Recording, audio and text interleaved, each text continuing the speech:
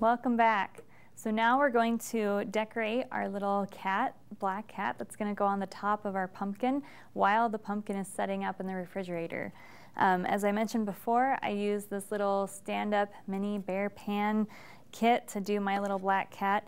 He's a cute little bear, but you can decorate him to look like anything that you want, and it's a really easy small guy, and so he fits perfectly on top of my little cake here. So when you are decorating one of these already pre-shaped cakes, you will want to take a small round tip and do all the outlines first, and then I'm going to be using my star tip and my star technique to decorate him.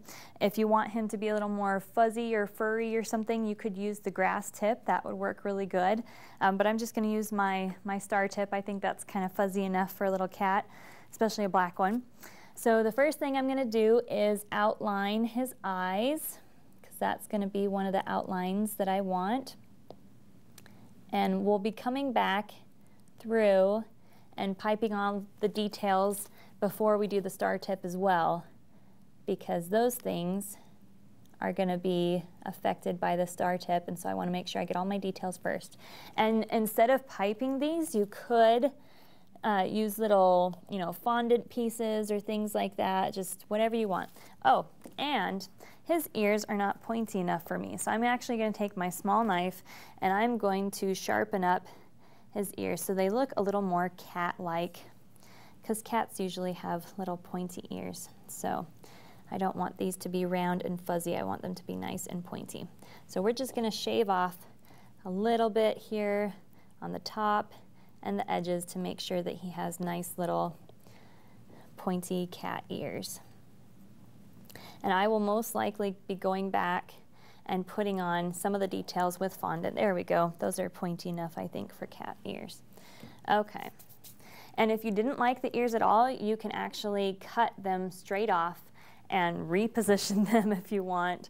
I most likely would have like one person eat the cat, because I don't know if you could really, I guess you could cut them down the middle and divide it into two, but it might end up where one person does that. Okay, so we've got his eyes that we outlined. His nose, I'm actually going to stick a piece of fondant on there for his nose. Oh yeah, his arms, there we go. And on this bear pan, he's got his arms, one kind of across his tummy and the other one up towards his mouth. And so we're actually going to make it look like he's eating a piece of Halloween candy. And that's going to be really fun.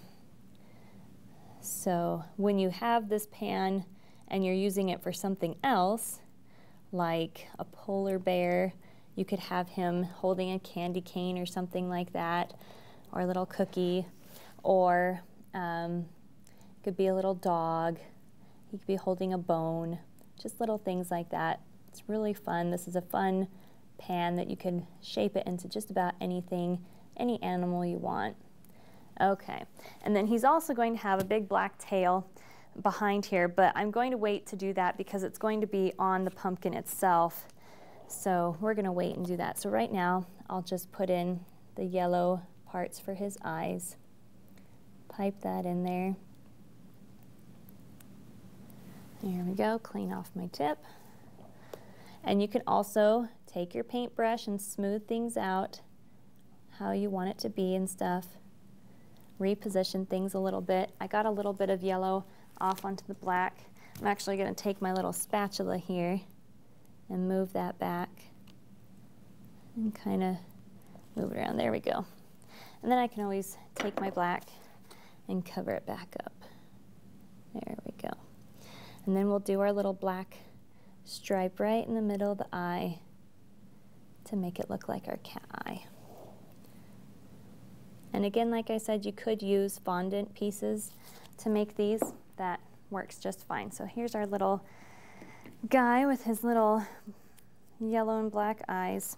Now we'll switch our tip to the star tip, and we're going to start piping our stars on. You can decorate him right on top of the pumpkin cake. That would work just fine.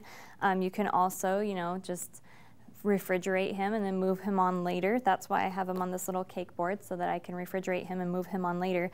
And also, I'm going to leave the bottom part of him just cake and use that so I can grab it with my hand, move them onto the cake, and then decorate that little last part, because I also don't know how much of him is going to show from the pumpkin part. And so yeah, we're just going to wait and see how that goes. So first off, what we're going to do is decorate with our stars right next to the little lines that we drew, because those places are going to be up right next against the line, and we want to make sure that those parts are definitely filled in. And then you can fill in the center parts with your star tip after you do those line parts, because yeah, they're kind of the most important part. And I did another show with a sunflower cake, if you remember, that featured the star technique.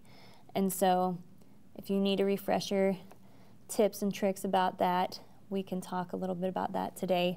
Just going in, doing all your lines first, and then filling in the center part. There really isn't a specific order to doing this. Most of it is kind of random, but when you do a pattern to a cake, maybe like a flag cake with red, white, and blue stripes, you might want to have a little more order to the star pattern so that it looks nicer and cleaner and something. But when you have something like this little cat where he's just got stars and everything all over him, then you don't have to worry too much about the order of where you go. I also have a smaller star tip out. It's star tip number 14, and those are for the smaller areas that maybe I can't get to with my large number 18 tip. I'm using an 18 right here. And so if you do need to get a smaller tip so that you can fit into those tiny little spots, you can use a smaller tip for that. I just like the tip number 18. It gives me a good size star, and it covers it pretty quickly, which is really nice. But like I said, it gives me a really nice size star. It's not too big. The tip 21 is a really large tip for stars, and especially for this little guy, I don't want him to look too hairy or crazy or something, so I would most likely use a smaller tip like this 18 or something like that. Now when you go back and put your fondant pieces on, you can just put them on top of the icing, or I've left a little spot there where I'm going to put his nose in, and that way I may have to go back with my star tip and kind of go around that so that it looks nicer and cleaner, but we'll just see. We'll see what happens. I don't ever plan too far in advance because you never know what's going to happen with a cake, and so I like to plan some of it and work out different things, but I don't limit myself to that plan. And that way you can be flexible, and then you don't freak out and get all stressed out about what's going on.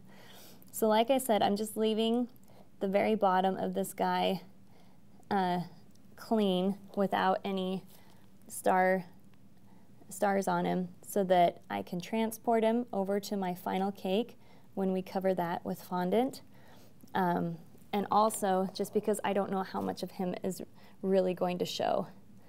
So, and black is really fun to work with if you do it right. I know a lot of people are thinking, oh, that's so much black, it's probably a ton of food color. And it's actually not. My trick for doing black icing is I make it a deep dark chocolate first. I make dark chocolate icing, and then I put in just a little bit of black, is all it takes, black coloring, to make it this dark. And that way you don't have that awful food color taste. You don't have a lot of staining like you normally get with black, and it just works out really good.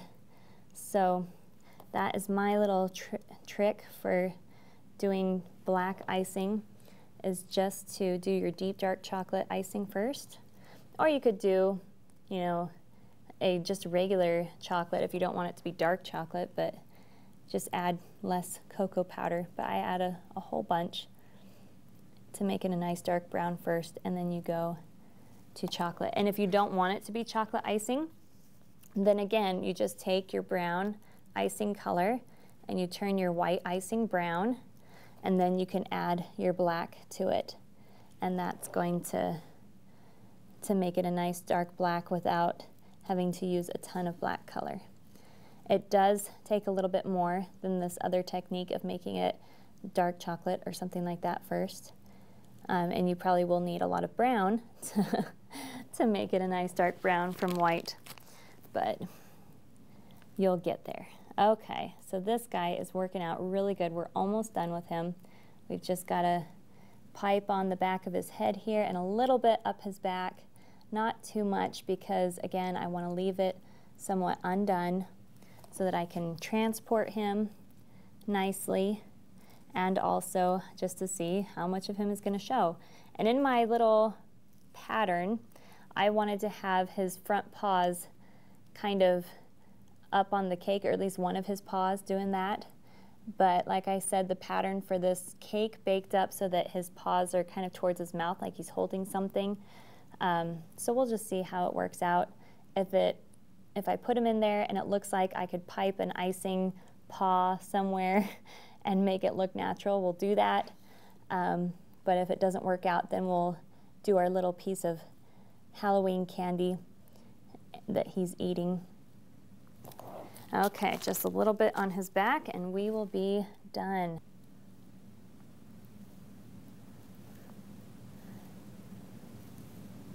So we are almost done here. Just a couple more on his back. And I'm probably not going to go as low as I did on the front and sides, just because if I do add his tail, I want to make sure I have enough room to naturally incorporate that. Okay, so we've got our cute little black cat that's going to go on top of our pumpkin cake. So we're going to go switch this for our other cake that's in the refrigerator setting up. We'll roll out our orange fondant and put it on top of there, and then we'll put our little guy on top and we'll pretty much be done. So we'll see you in a minute.